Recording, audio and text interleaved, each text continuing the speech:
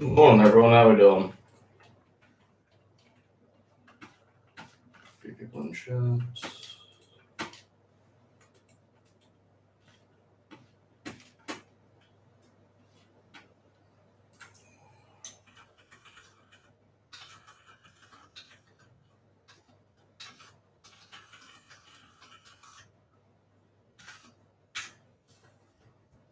Is the graphics backwards for you guys, or is it just for me?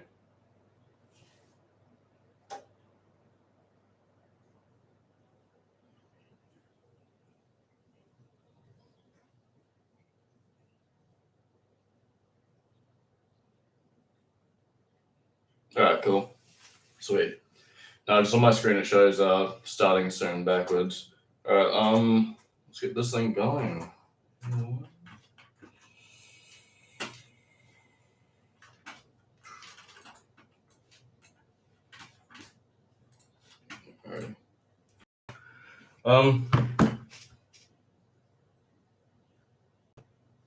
Cool, seems fun.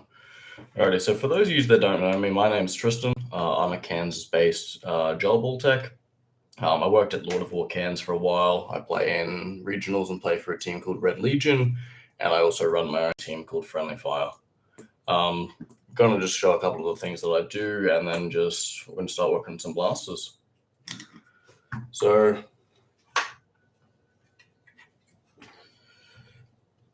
I do 3D printing and modeling. This is a ultralight carbon fiber upper that I designed, printed, and made for my HPA blaster. With carbon tubing, 3D printed piece, epoxied on. So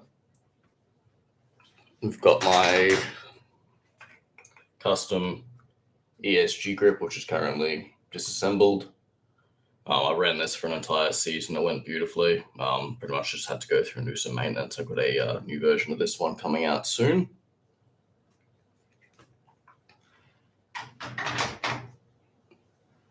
And then recently, I've started 3D printing molds and making my own silicon injection molded rubber nozzles for HPA units.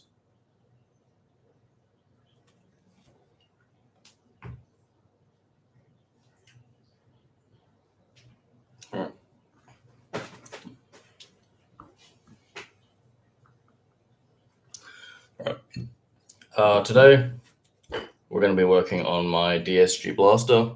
This is installed in an MK Tactical V2M box.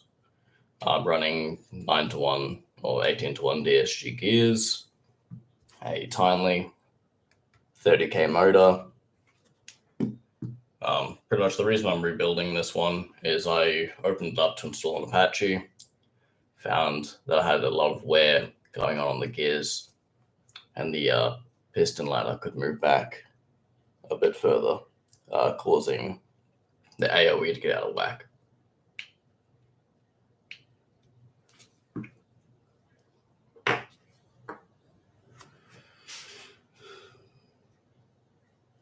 Alright, let's get started. So I've already gone through and shimmed this one in the last stream that I did on one of the Kansas Gel Blasters Club groups. But what I'll get to and do is I'll go through and reshim one of the gears and talk about the process and how I do it, just for anyone who hasn't done it before.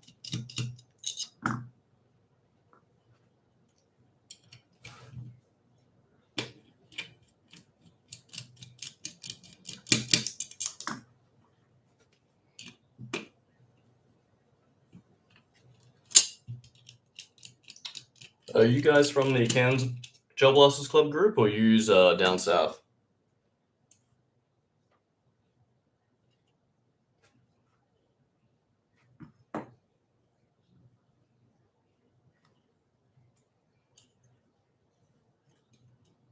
Oh, yeah, cool. Oh, yeah, sweet. Got 2 years.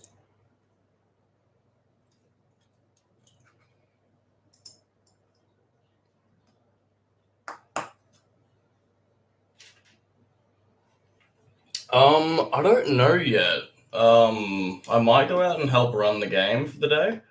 I haven't decided whether or not I'll be playing. They even announced where it is yet. I know they were talking about between Mulgrave and Redlands. I just don't know what happened with that.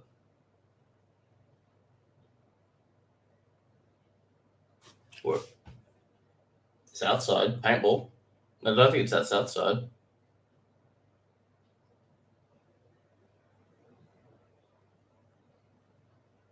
Morning, mate.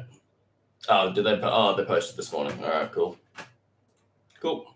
Alrighty.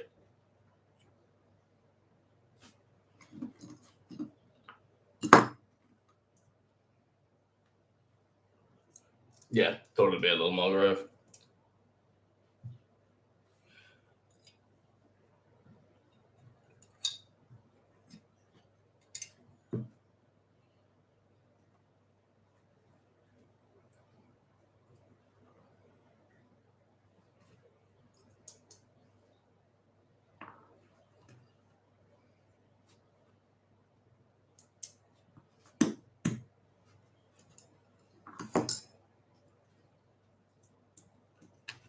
It's taking these gears out. We'll shim the bevel gear again.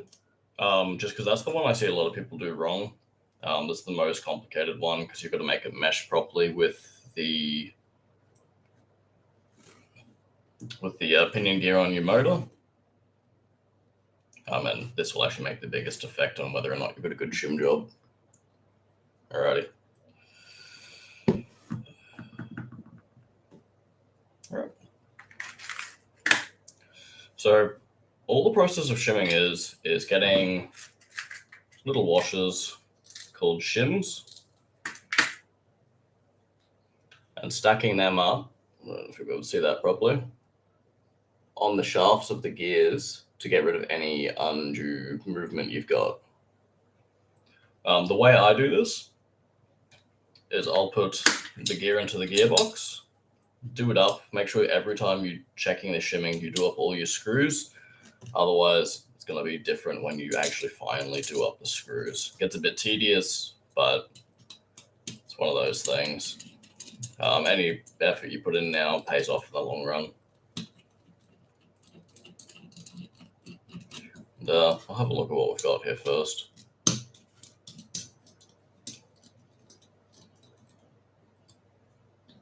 Hey Richard, how we doing this morning? Cool.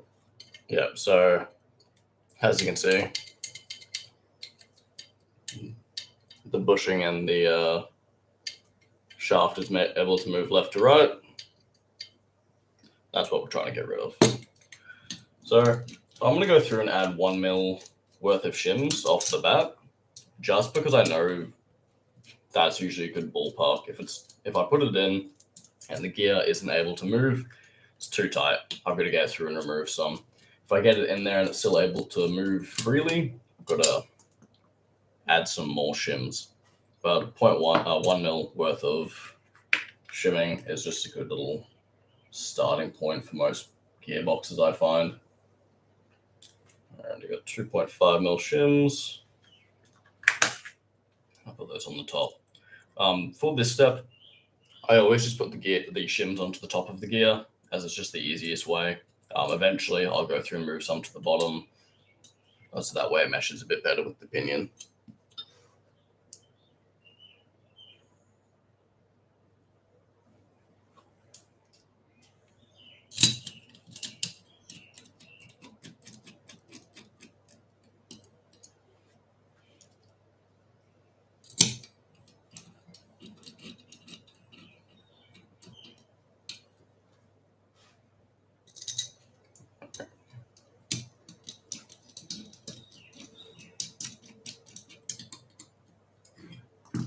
Alrighty. So I can still freely move this. I've got a bit of up and down movement. I'm not sure if you guys can be able to see that, but you can see the shaft move in and out just a little bit. So I want to go through and add another 0.1 mil worth of shim and see if we can get that done. Now with shimming, all I do is just keep adding 0.1 mil until it's too tight. That's just the easiest way. Being 0.1 mil is the thinnest shims I've got available. That's the resolution I'll be able to get up to.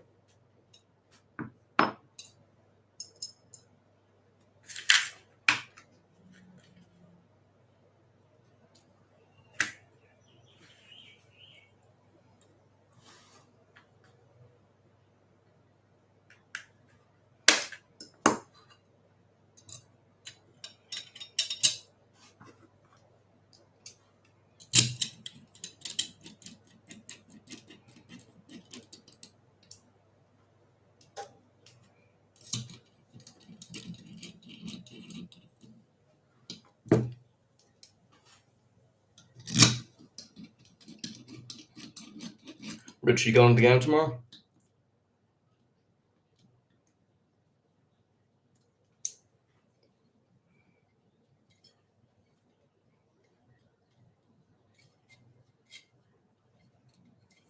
Yeah.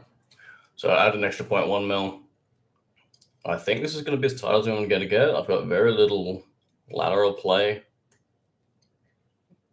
in the shaft, but I'll add another 0.1 and we'll just see how we go.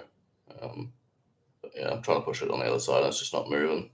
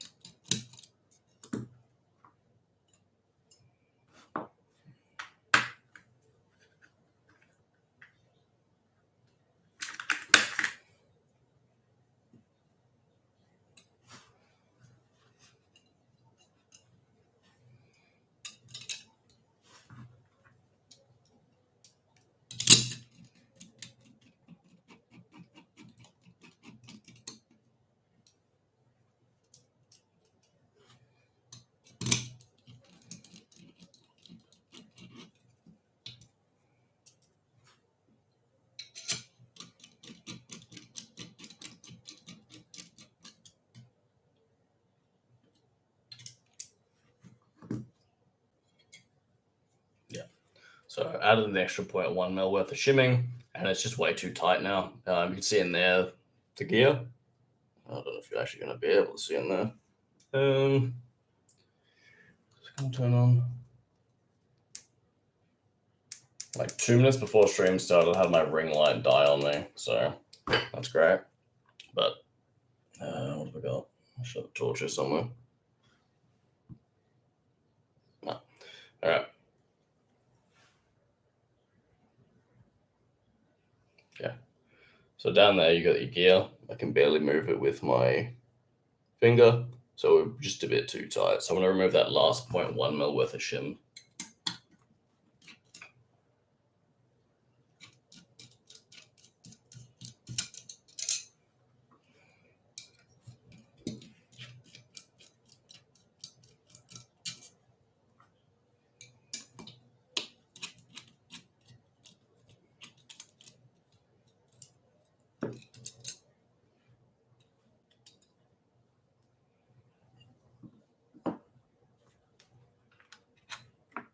Try something. See if I can't get this ring light working.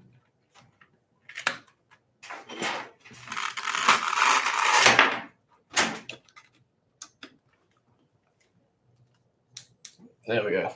That's better. So this must have died.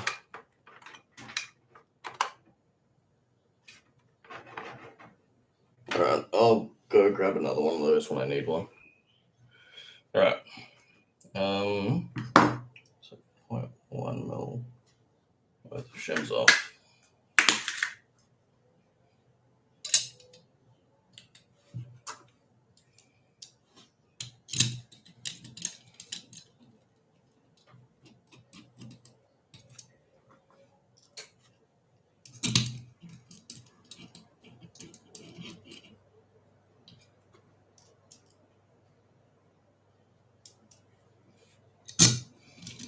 Actually, put one there.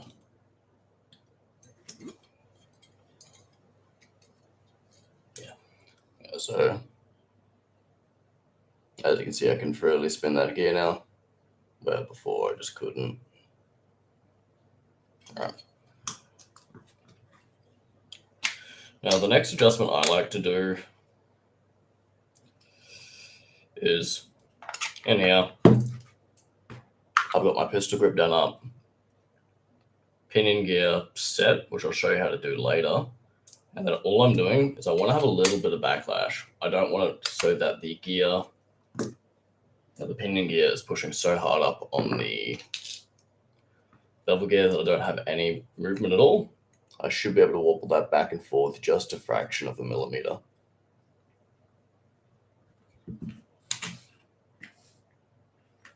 Yeah, awesome. I don't know if I'll be going tomorrow, but I'm hoping for it.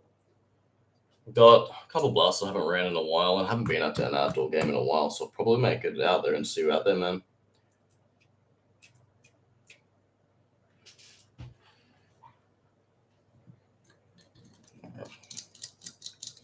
So now that I know how much millimeters worth of shim I'm needing, which is 1.1, I believe. What we're going to start doing is we're going to slowly start moving the shims from the top to the bottom of the gear. So that way I can try and get more space and clearance between the pinion and the bevel gear.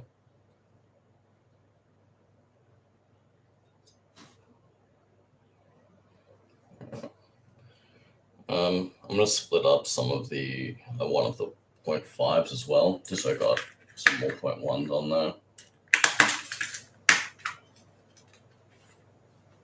1, 2, 3, 4, 5. That's not too good. Those two there.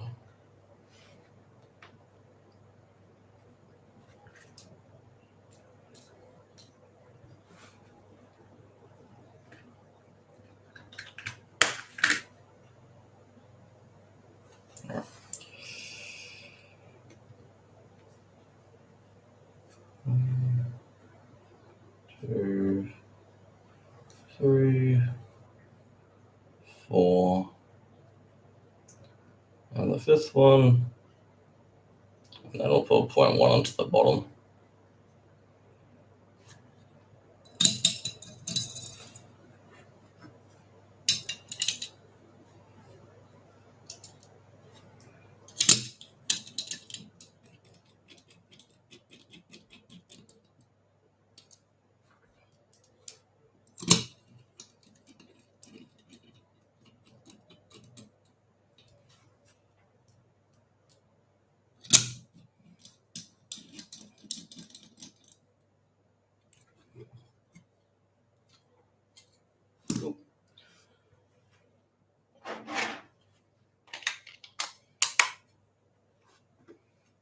And still too tight.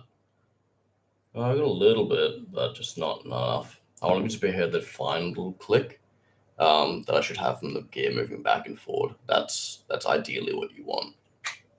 All right.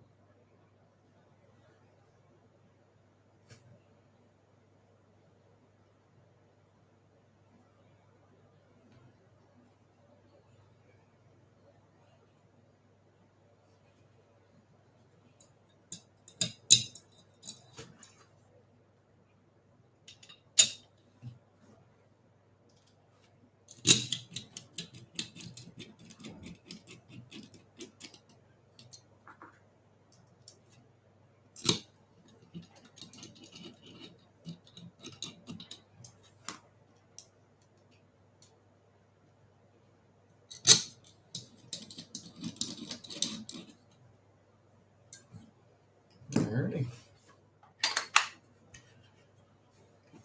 Let's check this again.